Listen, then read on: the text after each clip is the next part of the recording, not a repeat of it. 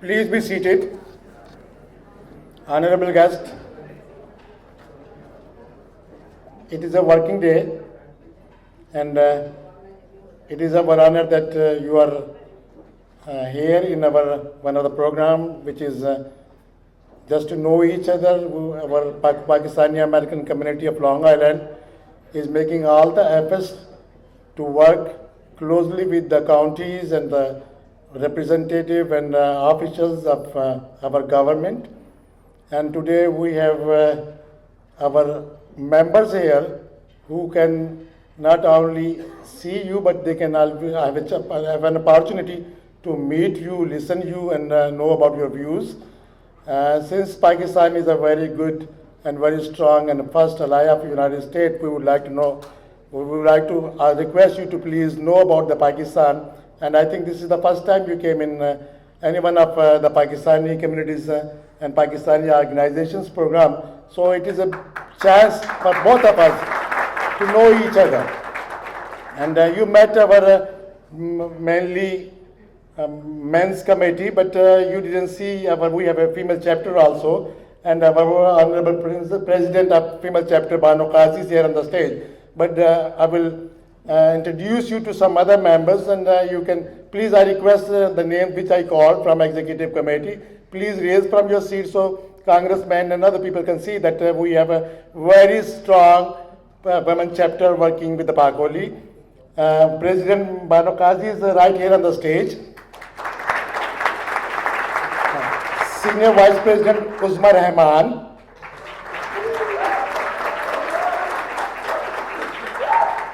Vice President Samia Chaudhary. General Secretary Samira Qureshi.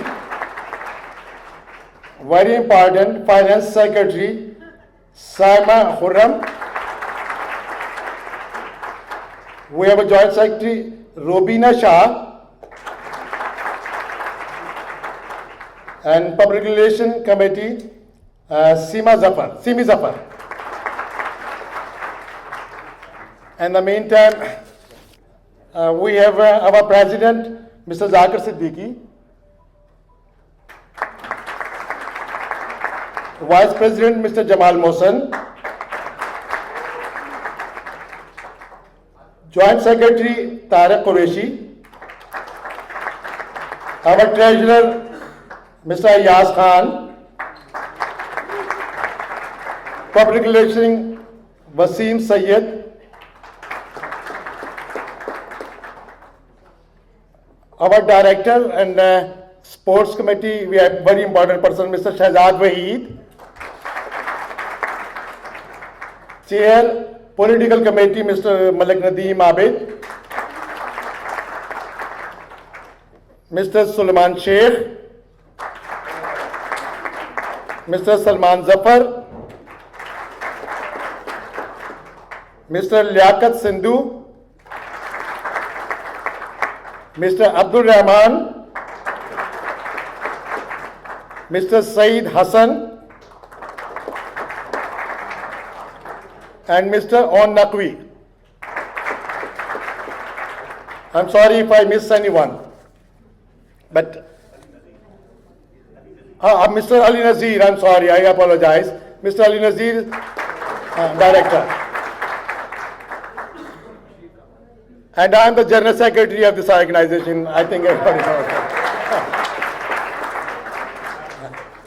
We have a very sweet and short program today. You will not hear a lot of speeches, but trust me that we have a very important speech from our Congressman, for whom we have been voting, for whom we have been working, and we would like to have a good relationship with him since he's our area. We are ready to work, ready to serve, and ready to provide all the assistance he needs.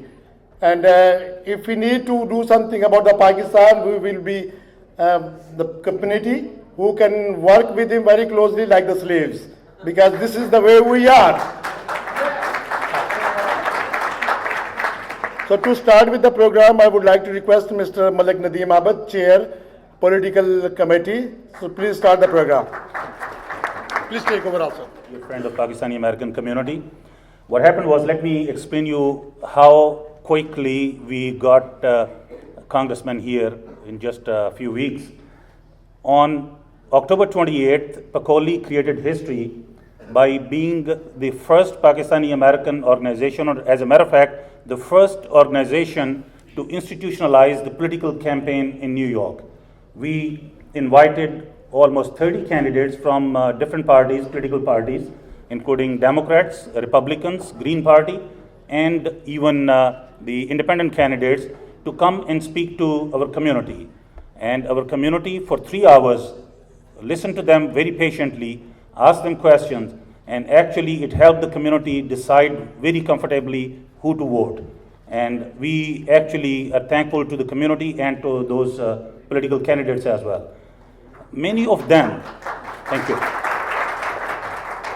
Many of the candidates called on 28th evening to cancel their commitment to come in this program because of course, Hurricane Sandy. Of course, I received an email from my dear friend Ryan Stanton telling me that Congressman Steve Israel is stuck up in Washington, D.C. because he was there helping the president campaigning. And we understood that. It's quite understandable. There was no flight. But to my surprise, I received a phone call. Someone left a message in my voicemail saying that this is Congressman Steve Israel.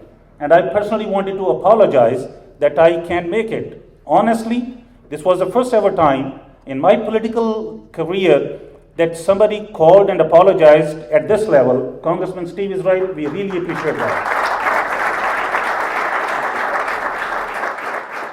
And we realized that this gentleman is going to be our very dear and close friend in the long run, and we are going to work with Congressman Steve Israel and his office, just like my brother Kamar Bashir said, the way you want and the way we can put you on the national ballot very soon, probably 2016, inshallah. I also want to thank quickly Ryan Stanton and Jessica. By the way, call her and tell her that I thanked her as well. Jessica Schwartz. These two people have been very cooperative, very helpful in organizing this program. Thank you so much. I also want to thank Pacoli leadership, the secretary, the president, all these friends, and especially event committee to help us organize this beautiful show. And I cannot forget, she's not here. I wanted to thank my wife and my beautiful daughter as well, because those of you who do a lot of volunteer work and community service, you understand that you have to sacrifice a lot of your family time to do this. I cannot do any of these work without support from my family, my wife and my daughter. Thank you very much wherever you are. Now I will invite couple of, just like Brother Bashir Kamar said, very quick and brief speeches. And then, of course, we would love to hear Congressman Steve Israel. First person I'm going to request is the General Secretary of the Women Chapter, Samira Qureshi.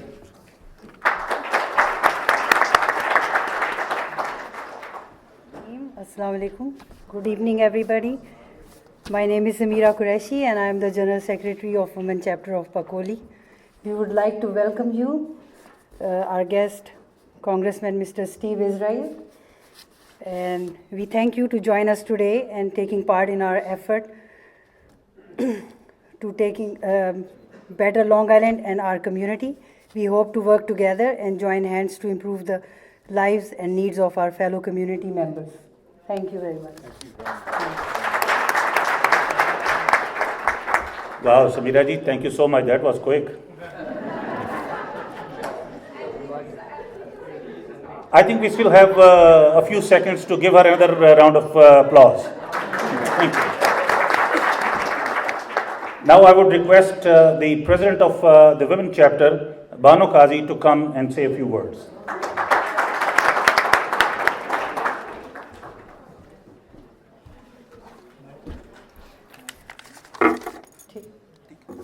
Assalamu alaikum.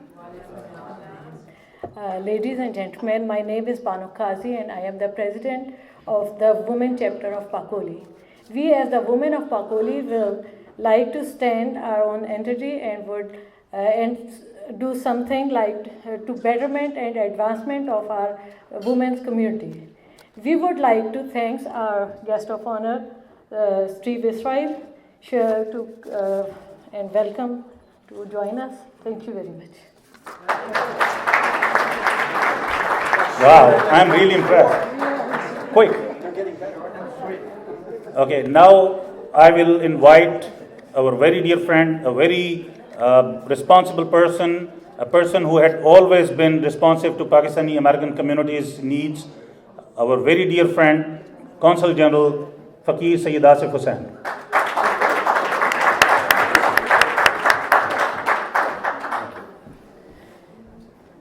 Bismillahirrahmanirrahim. Distinguished Congressman Steve Israel, Zakir Siddiqui, President Pacoli, staff members of Congressman Steve, ladies and gentlemen, I am truly honored and privileged to be present among you. And I am equally honored by the presence of Congressman Steve Israel. I would like to appreciate all Pakistanis, particularly the members of Pacoli, for organizing this event today and for doing a wonderful job in promoting the development and progress of this country, America, as well as Pakistan. I know you have been doing this in the past, you are doing that right away, and you will continue your efforts for the progress and development of USA as well as Pakistan. I will try to be brief because I would love to hear from Congressman Steve. But before I leave the podium, I would make few remarks. First of all, the forefathers of our country, under the inspiring leadership of Quaid-e-Azam Muhammad Ali Jinnah, they deliberately decided of a choice for a democratic and capitalist model for the development and security of Pakistan. That is why we see that during the 50s, we were very close friends and allies of the United States of America and the West. In the same period, we joined SEATO and CENTO. And then in the wake of Soviet invasion of Afghanistan in 1979, we worked together and were instrumental, a very strong factor in the withdrawal of Soviet Union from that country. Since 2001, we are again allies and partners for fighting terrorism and a war against terrorism. We have moments where we did wonderful job. We had moments where we had complete unanimity of interest on certain issues. And then there were moments where we have divergences. During the past about a year and a half, our relationship went into a dip. There were some irritants, misunderstandings, but I'm so happy to state that the wise leadership of our two countries, they prevailed, and the relationship between our two countries is back on the track. Again, there is a robust cooperation between the United States and Pakistan, not only at tactical level, but also at strategic as well as at operational level. For Pakistan, USA is a very, very important country with which we want to have a very strong, broad-based and very deep relationship. We are grateful to the United States of America for the invaluable assistance which we have been receiving throughout our history, whether it was the earthquake of 2005 or whether it were the floods in Pakistan, or for developmental projects, whether it was fighting against the invasion of Soviet Union in Afghanistan or fighting the war against terrorism. We had a robust of cooperation, very close cooperation with each other, and we are proud that this relationship is back on the track. And at the moment, you know, we have faced challenges in the past which we have surmounted. The country is facing challenges right now, and in my opinion, the biggest challenge to Pakistan at the moment is from militancy and violence, extremism, and terrorism. Again, we have very serious developmental challenges. You know, the economy of any country is the vertebral column for the body. It's very important. Without a strong economy, you cannot survive as a decent nation. Therefore, we have developmental challenges. The GDP growth has gone down. There are a number of factors. I will not go in details why. But the fact is that the unemployment rate is very high. Inflation is up. Job market is sluggish. And last year, we had about 3% of GDP. This year, we are expecting 3.5 to 3.7% of the GDP. But that's not enough in my view. We need to have at least 6 to 7% of GDP growth in order to moving forward in a decent manner. Therefore, we will appreciate that the economic activity is generated in Pakistan. More business and trade is done with Pakistan, not only within Pakistan, but with other countries outside. I was just discussing with Congressman Steve Israel in the room, which I can see from here, and he promised that he will consider how the trade between Pakistan and USA can be enhanced, how the exports from Pakistan into the United States of America are increased, and how the business community of the United States of America is encouraged to go and invest in Pakistan, do some exports, do some investment in critical sectors of this society. And I appreciate Congressman Steve for that. I will be looking forward to working with him in many other areas so that we have more stronger, broad-based strategic relationship between our two countries. He also mentioned about building bridges, which is very important, and you Pakistani-Americans can play a vital role in that direction. He rightly said that you are the ambassador of Pakistan. You are also the ambassador of America because you are now the American citizens. And your roots are from Pakistan, therefore you are the one who understand the dynamics of this country as well as the cultural values of Pakistan. So there is no one better than you to bridge these gaps and push Pakistan and America on a developmental path, on a path of friendship and alliance. Pakistan has always looked towards USA for assistance, for cooperation, and there are a number of areas where we can cooperate with each other. At the moment, we have some important developments in the region. I will not expound on that. 2014 is a very important date when the US troops will be drawn down. And both Pakistan and America share peace and stability in Afghanistan. We don't want any problems after the withdrawal of American troops from Afghanistan. It's a matter of survival for Pakistan.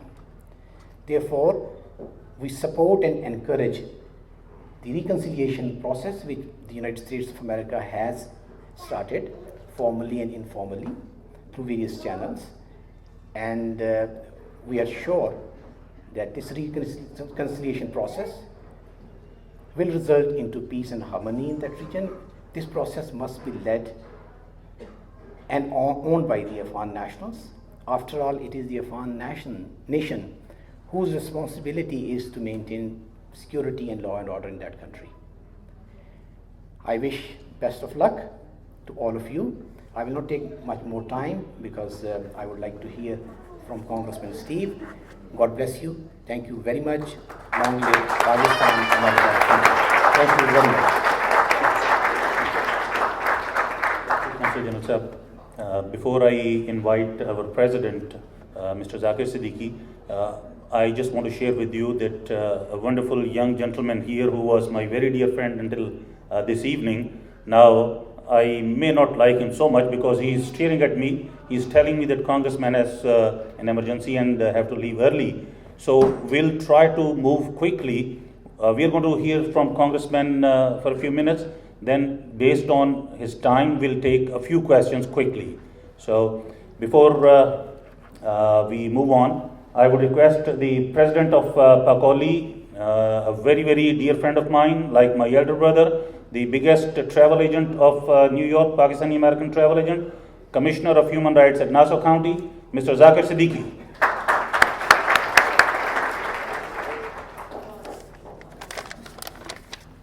Bismillahirrahmanirrahim. It's a pleasure and honor to welcome Honorable Congressman Steve Israel, Mr. Faqir Sayyid Asif Hussain, Consul General of Pakistan, Mr. Bashir Qamar, Secretary General, VP Bano, Jamal Mohsin, and Mr. Nadeem Abid, and all the directors and ladies and gentlemen, Assalamu alaikum.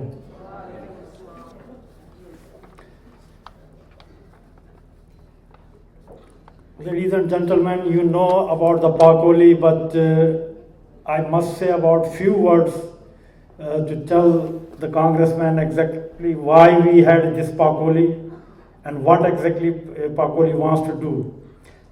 Pacoli is a non-partisan organization, and I have written few things. I would rather go from there. So,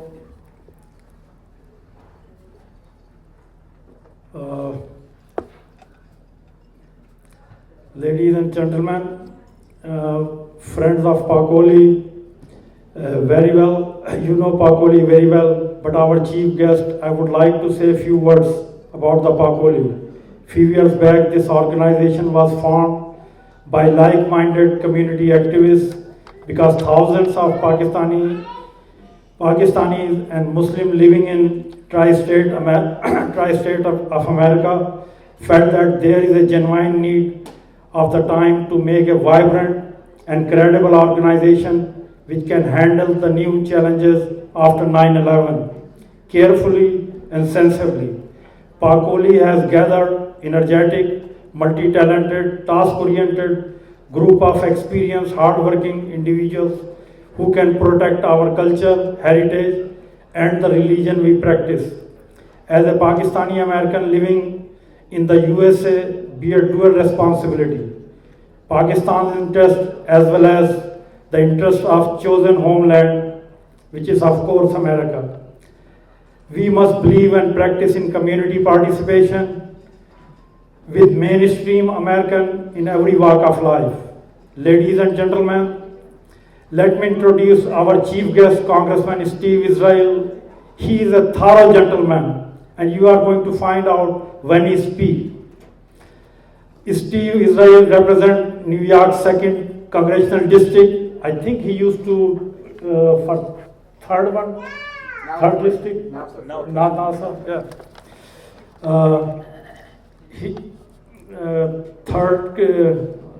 He includes his area includes Huntington, Hempstead, and different part of Long Island, and maybe some part of Queens. Flushing also? Yeah, that's good.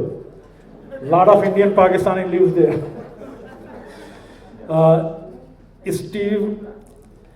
Steve is a member of House leadership, serving as the chairman of Democratic Congressional Campaign Committee. He is known as relentless advocate for veterans and middle class families.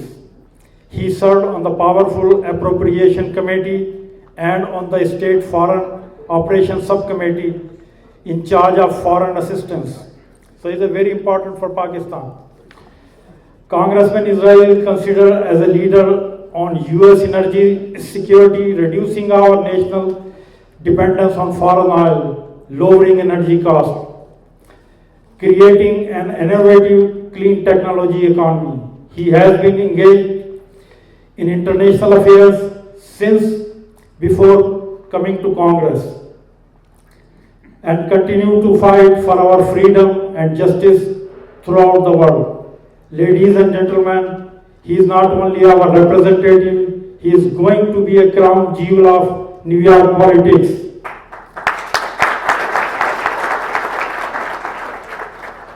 You gave him a round of applause, that's what I'm going to ask for that. Anyway, thank you very much, Mr. Israel, coming over here. You are a new friend, and believe me, tonight you met thousands of friends. The people who are sitting over there, they are not just the Pacoli members. They have chaired so many organizations.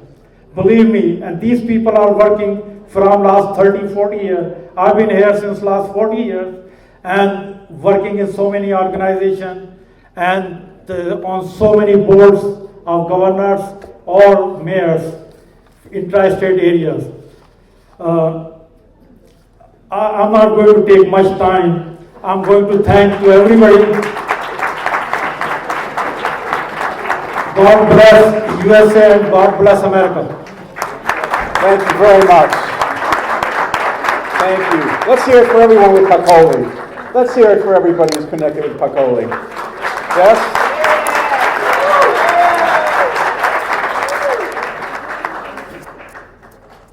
Assalamu alaikum.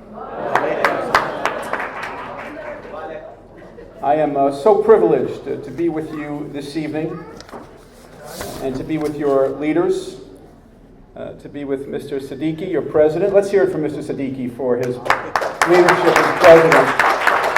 And Mr. Bashir, your general secretary, with Malik Nadim Nadim. Thank you, Malik. And with Ms. Bano Kazi, thank you for your wonderful words. And of course, the esteemed ambassador. You're all ambassadors, but only one ambassador here actually gets paid. And it is so wonderful to partner with Ambassador Fakir Syed Asif Hussain for the work that he does. Ambassador, thank you. I'm going to be very brief for two reasons. Number one, you have heard more speeches than I thought was possible for one evening, and I do not want to abuse your good nature. And secondly, I learned very early on in my career as a member of Congress the importance of brevity. This is an absolutely true story. I learned the lesson of giving speeches short and sweet in an elementary school in my congressional district. I made a decision after I was elected to Congress 12 years ago that I would try and visit a school as often as I could, because everything that I need to know and understand about federal educational policy, I cannot learn by listening to somebody testify. I cannot learn by reading a memorandum from my staff. I learn about education by visiting schools and talking to teachers and parents and administrators and children. And I went to a school in Northport very early on as a member of Congress called the Norwood Avenue Elementary School. And I was invited to speak to a group of fourth graders. Now, are you from Northport? Well, yes, so you know, okay. Well, then you know that this is true. So I was invited to speak to an assembly of fourth graders, and I thought I gave a great speech. And 2 weeks later, I was sitting at my desk in the United States Capitol in Washington, D.C., and a manila folder crossed my desk filled with thank you notes from the fourth graders at the Norwood Avenue School. And I read every single note. Fourth graders are the most honest human beings on earth. And there was one note, again, I'm not making this up, this is true, there was one note that I loved so much that I saved it, and I framed it, and I think about it before almost every speech I give.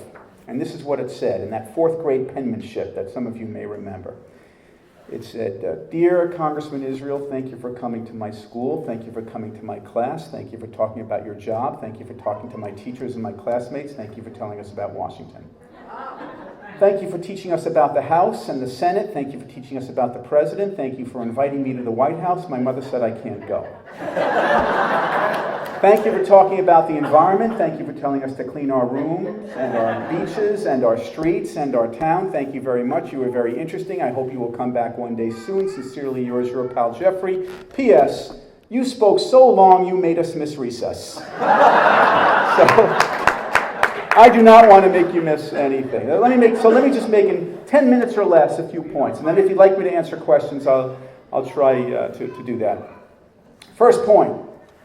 Speaking of speeches, I was sworn in as a member of Congress in this area on Wednesday in Washington, D.C. I raised my right hand and took my oath to the Constitution of the United States of America as a new member of Congress in this area. That was Wednesday. Today is Monday. I am very proud to tell you that the first major address that I am able to give as a member of Congress is right here to Pacoli.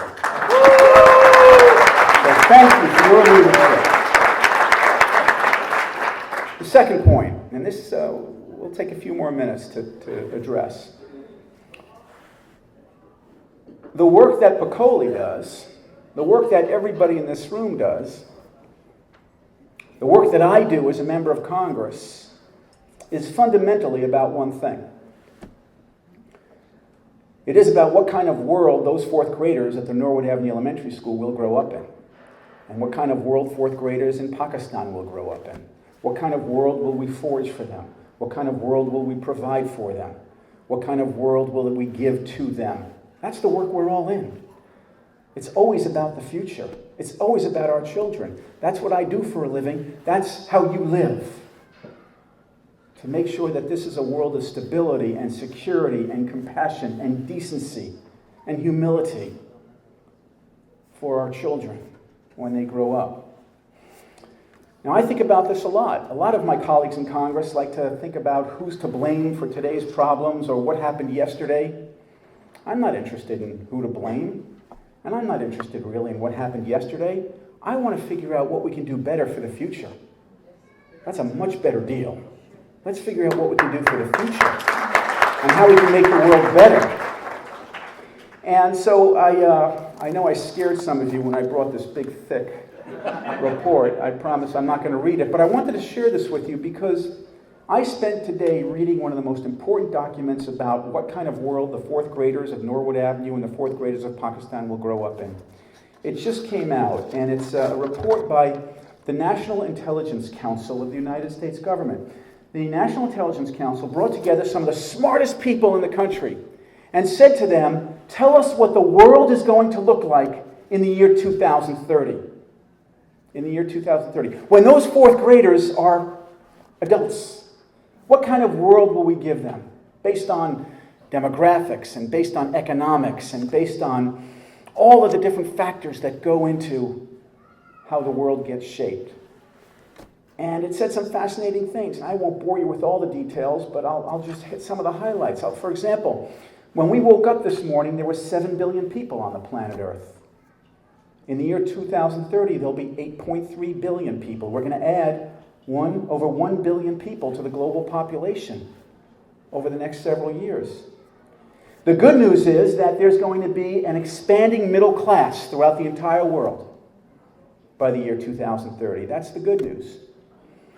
The bad news is that as a result of information technologies, small networks of people throughout the world will have access to very damaging and disruptive technologies.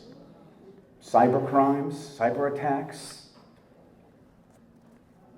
precision strikes that could hit anybody, anywhere. So that's the bad news. China will be the world's largest economy. They will surpass the United States in economic growth between now and the year 2030.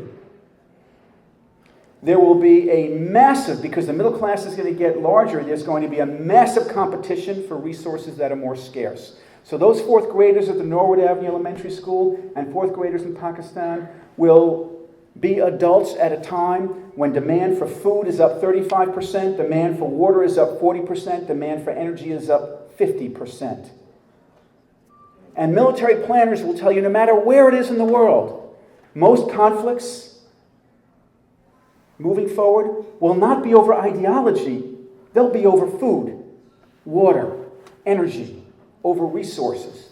And if we continue to turn our backs on extreme weather and climate change, it will be even worse than that. Now, why do I share this information with you? Here's why. Because the relationship between the United States and Pakistan will largely determine the path of this planet between now and the year 2030. Because our two countries are connected. Our two countries share a bridge. And if we can get this partnership right and correct and build that bridge, then a fourth grader in Pakistan, in Peshawar, or a fourth grader in Northport, they'll have a better deal. They'll have a better deal. If we can expand our middle class and the middle class of Pakistan, if we can use information technologies to provide services and not terror, if we can create trade and commercial activity between our two countries, if we can exchange goods and not criticism, if we can do these things, the world will be better. 3 more points. It is for these reasons that I have always, as a member of Congress, since I went to the Congress in the year 2001, I have always strengthened and deepened and worked to improve the relationship between the United States and Pakistan. Not only because I care about Pakistan, I care about those fourth graders at the Norwood Avenue Elementary School. I care about the children of Pakistan. And so I've been focused on things like sustainable development, making sure that we provide the investments necessary for villages and cities and communities to grow from within. One of the things that I've really focused on is something called the Rural Support Programs Network. I know the ambassador knows about this. The Rural Support Programs Network is a fascinating model of empowerment where the United States provides funding and financing to small communities so that they can chart their future. We don't say to them, here's a check by the United States government, this is what we want you to build. We say, we want to help you. Make sure that you decide what your future should be. Make sure women are empowered to be part of that process, because you cannot get a world that is better for fourth graders unless women are empowered all over the world. So we make sure that women are empowered in the Rural Support Network. It's for $2.4 billion. Now, let me tell you what the challenge is. We just debated on the floor of the House not too long ago the defense budget for the United States. And in that defense authorization, there is foreign military financing for Pakistan. I was saying this to your leaders, Pacoli's leaders, in the room earlier, in another room earlier before this evening began. One of my colleagues offered an amendment not to reduce U.S. assistance to Pakistan, but to eliminate it completely, zero, from $2.4 billion to nothing. I'm sorry to tell you that 90 of my colleagues voted for that amendment. 90. Nearly 1/4 of the United States Congress voted for no funding to the people of Pakistan.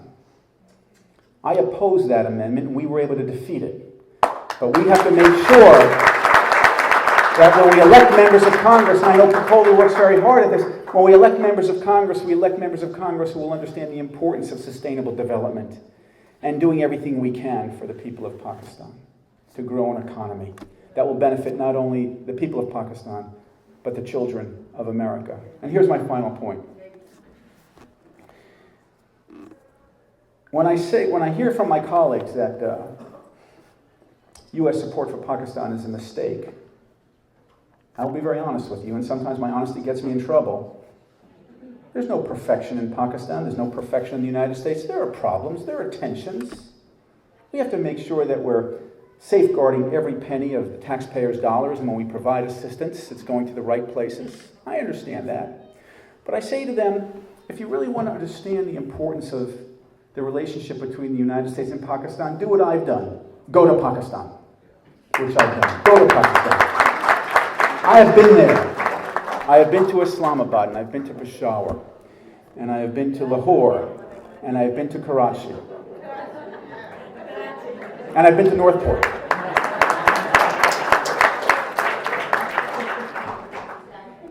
But I want to conclude by telling you one place that I went, that I will never forget for as long as my life, as long as I live. I went in 2007 to a girls' school in Mansera. That girls' school, a year before, had been obliterated by an earthquake. Remember that? An earthquake had devastated the area. And there was not a brick or a stone left in that school. Nothing. The girls had no school, they had no teachers, they had no education, they had no hope. Until the government of the United States of America, through USAID, decided that the fourth graders at the Norwood Avenue Elementary School would inherit a much better world if we could ensure that the fourth graders at this girls' school in Mansera had an education and had teachers and textbooks. And so I helped dedicate the rebuilding of that school. And I will never forget, there was a sign saying that this school was built as a gift from the people of the United States of America. And I saw those girls in our dedication ceremony with hope in their eyes. A year ago, they had seen everything in their lives destroyed, and now a year later, I looked in their eyes, and those eyes were gleaming, and they were hopeful.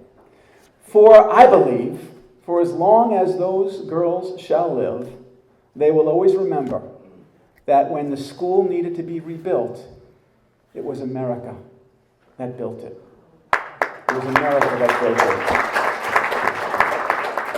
And as a result of that, I believe that when the year 2030 comes around, those girls will look back and say that it was the relationship between Pakistan and America that made the world a better place for them and for children throughout the world. And I want to thank you for giving me the privilege and the opportunity to stay focused on that vision and dream for the people of Pakistan, for the people of America, and for the children who follow us. Thank you, and God bless all of you. Thank you. Thank you. Questions? I know.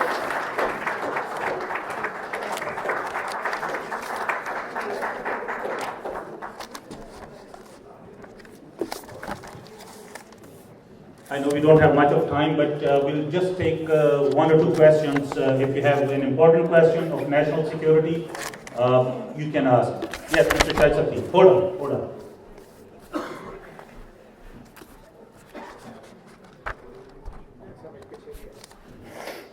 Thank you so much, Steve Israeli, for giving us this opportunity and time and coming and meeting us. My question to you is regarding Kashmir, which is one of the oldest issues that we have in the United Nations. Back in 1949, a resolution was passed, and USA is a signatory to that resolution. I would like to know, and it's not just me, it's the fourth graders in Kashmir as well. They want to ask you how soon this issue will be resolved, and what US can do to save all the lives that are being. Thank you for the question.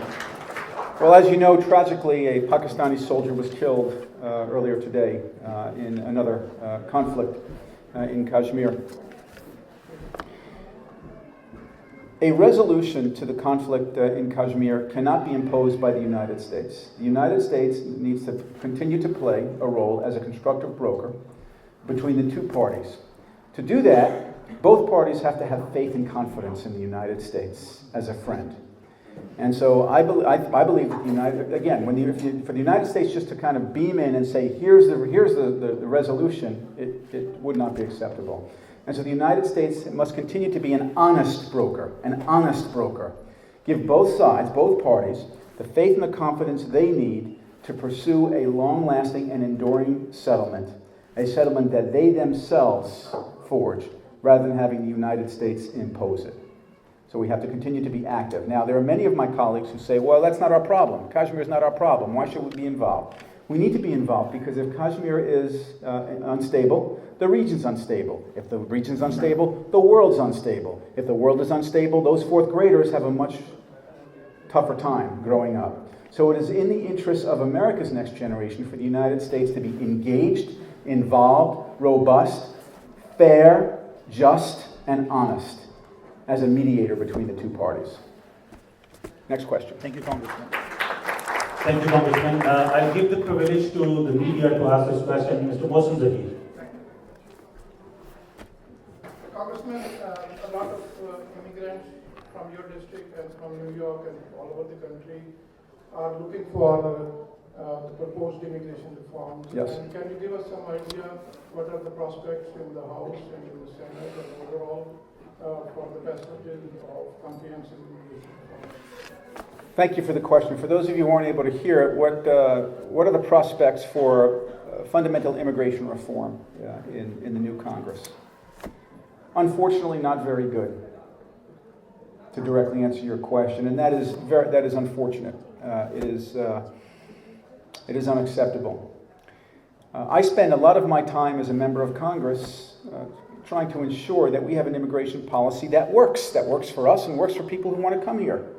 And right now we have an immigration policy that is largely dysfunctional. It's not working for us. It's not working for people who want to come here. It's not working for anybody.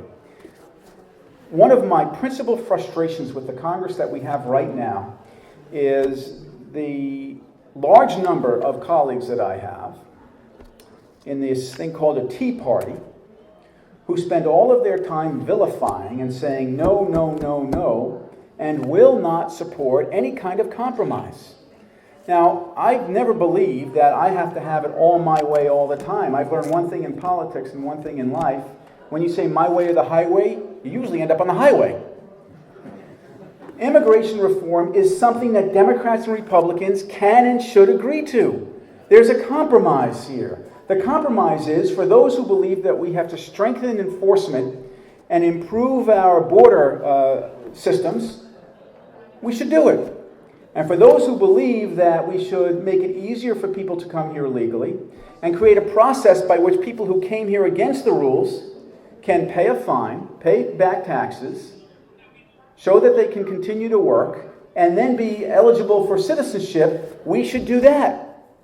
So those of us who believe in earned legalization, we get what we want. Those who believe that all we have to do is increase enforcement at the border, they get what they want.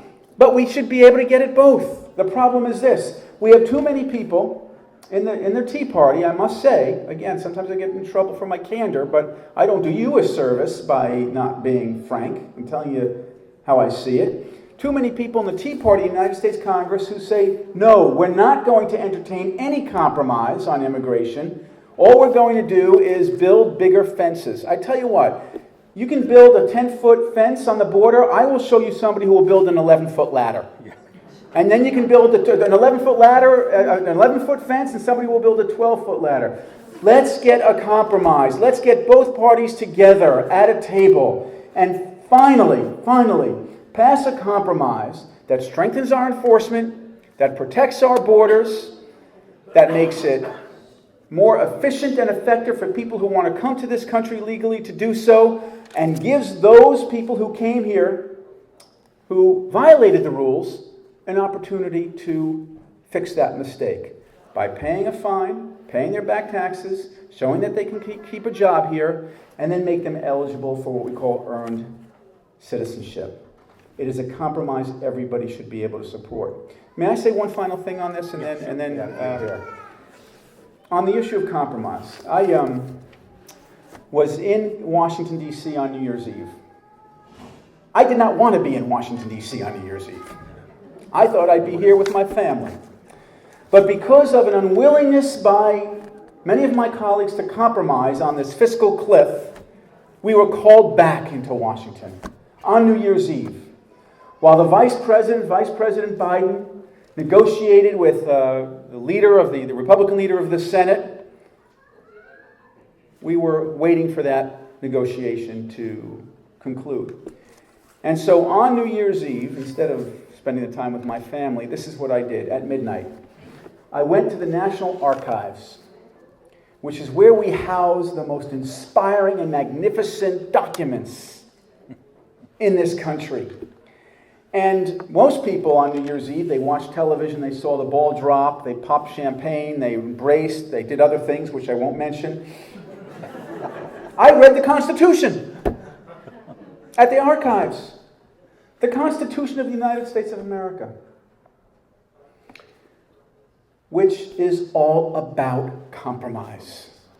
It is a literary masterpiece of compromise. Hardly anybody agreed in the founding of this country on what the country should look like or where it should go. There was always give and take. There was lots of fighting and squabbling. But at the end of the day, do you know what our founders decided throughout most of our history? Which is why the Constitution has so many amendments. Every great struggle, every major dispute, every great disagreement, people from both sides came to a table and said, our children are depending on us to compromise, to move not to the left, not to the right, but forward. And the Constitution enshrined that spirit of compromise. What we need in our country today is more compromise. We need less ideology and more problem solving. And I will leave you with this, and this is an offer I make. I brought two of my staffers here, Ryan Stanton, who's my scheduler, who is the reason I'm here, and give him a big hand, and Alonso Lara. His job in my office is to cut through the red tape on immigration. That's one of his jobs, to cut through the red tape on immigration. So I'll make a final offer to you tonight. We can debate immigration reform from today until tomorrow and for the next 30 years, until the year 2030. It may not get solved. Where I can't pass a bill to get immigration reform, I don't waste my time worrying about that. I make sure Alonso is on the job at work cutting through the red tape for individuals who need the help. So if you don't know of somebody who's having a problem, who's stuck by the bureaucracy, who can't get an answer to the question, you don't have to wait for the United States Congress to pass an act of Congress reforming immigration. Call my office. We will roll up our sleeves. We will get to work for you. You pay my salary. The least I can do is go to work for you. Thank you all very much, and God bless you. Thank you. Oh, one more? Oh, I thought I was getting, okay. One more. No.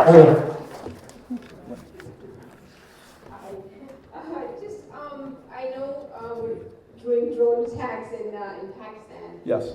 This is regarding terrorism. What happens is it kills a lot of innocent people. And that's what we believe is also a cause of more terrorists being born, because if somebody's being wronged, that's their only way of getting even. Can we think of something better to do? Something better, a better way of handling terrorism, which we definitely want to get rid of. Thank you for the question. It's a very important question, and we addressed this earlier in our meeting. You know, there are two forms of power that our country and other countries use: hard power and soft power. Hard power is blowing things up. Soft power is building things up. Soft power is the school that we built in Montserrat for the girls who had lost their school in the earthquake. And they will remember that, as I said, for the rest of their lives. Hard power is when you drop a bomb on something, and the people who lost a loved one, they will remember that too for the rest of their lives. Hard power hardens hearts, soft power softens hearts. Now, here I may agitate some of you. I believe you have to use both. You have to use hard power and soft power. Soft power doesn't work in all cases, and neither does hard power. However, when you use hard power, you have to make sure that you are using the best intelligence that you have to avoid claiming innocent lives. And we have to do a better job of using our intelligence. We have to do a better job of talking to Pakistani intelligence and the Pakistani military as best we can under the circumstances to ensure that where we believe that there's a threat to the United States, and that threat may be in a safe haven in Pakistan, that should we decide that the only way to address that threat is through a drone strike, that we are taking the steps necessary to protect innocent lives. We have not done a sufficient job on that. We have to do a better job, and I pledged in the meeting earlier to work very hard with our military and with our intelligence community to address those issues. Best answer I can give. One last question. Okay, one last question. One last question. Good afternoon. Good evening, everybody. It's really an honor as a being to ask you this question. And as you said earlier, there is no perfection between bilateral relations in Pakistan and United States of America. But last 11 years, we observed that Pakistan paid more price in terms of loss of more than 40,000 civilians and servicemen who are defending these wars for the international community. But on the other side, there are lack of communication, and Pakistan are not getting that kind of appreciation which Pakistan deserves in the eyes of international community. What would you like to do the measures when you go to the Washington, and what do you have to do? These kind of reality, the grand reality is that Pakistan always work for international community and international world to save human society. So I just need your remarks. He's already in Washington. He's already in Washington. So if I understood your question correctly, your concern is that Pakistan does not get enough credit for the contributions it has made in the global war on terror. It's under significant criticism around the world. It has suffered and sacrificed, and it doesn't. There's not enough attention to and gratefulness and acknowledgement of Pakistan for that. Is that correct? Okay. So here's what we do about it. Number one, it's why I travel to Pakistan. Because it's one thing to just point your finger and say they're not doing a good enough job. It's another to travel to Islamabad and meet with Pakistani government officials. It's another thing to go into villages. It's another thing to actually see the sacrifices that so many in Pakistan have made. So I will continue to travel to Pakistan, and it enables me to come back and explain to my constituents and to my colleagues why this relationship is so important. Secondly, it is why I support U.S. foreign military financing and economic support funds for Pakistan. Not only because it's in the interest of Pakistan, but again because it's in the interest of the United States. So we have to continue to support that aid with some reforms that I believe are necessary, as are those reforms necessary in any bilateral relationship. Third, and this is my final point, and here I'll have to really make it my final point to the final question. Look, when you have members of the same family, when you have friends, if they're like my family and my friends, sometimes we fight. Come to an Israel family dinner and you will realize that even people who share heritage and history and are bound by blood, we fight.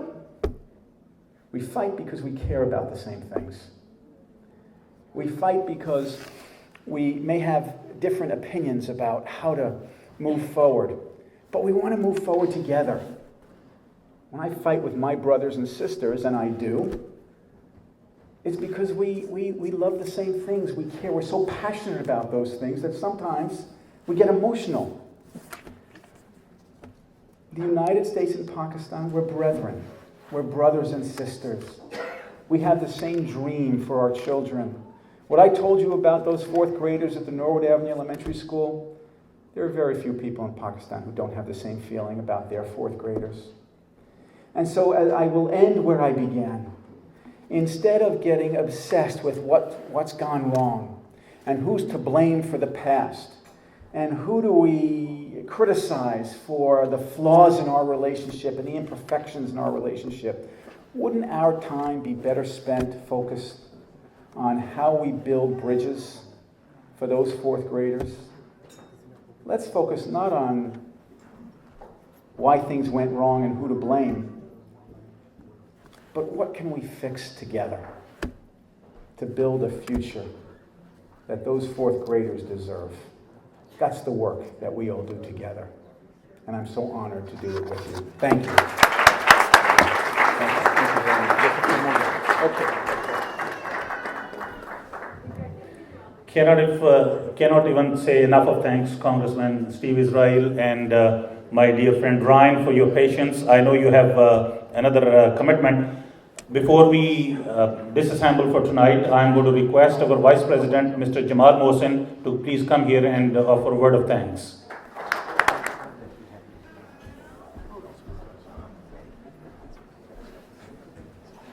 Ladies and gentlemen, Assalamu alaikum.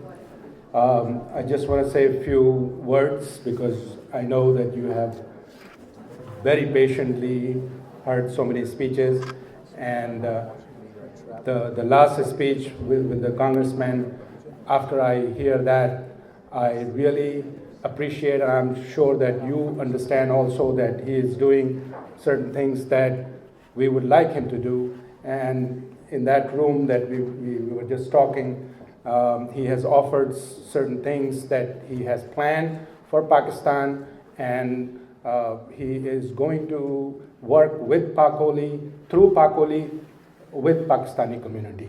So I appreciate and very thankful. I'm thankful for all of you that you came, the Pacoli executive, Pacoli member, and their guest. Pacoli is a vibrant organization who is organizing consistently events that is building the bridge between Pakistanis and America. So, and we will continue to do that. We love this country, the country of our choice, and we love our Pakistani heritage. And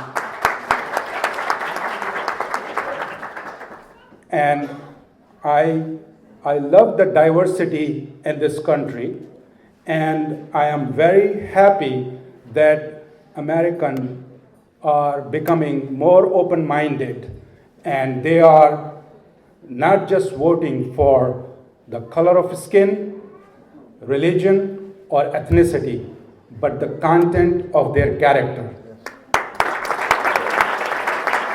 So I have a dream that one day the son and daughter of Pakistan will be elected US representative not too far from now.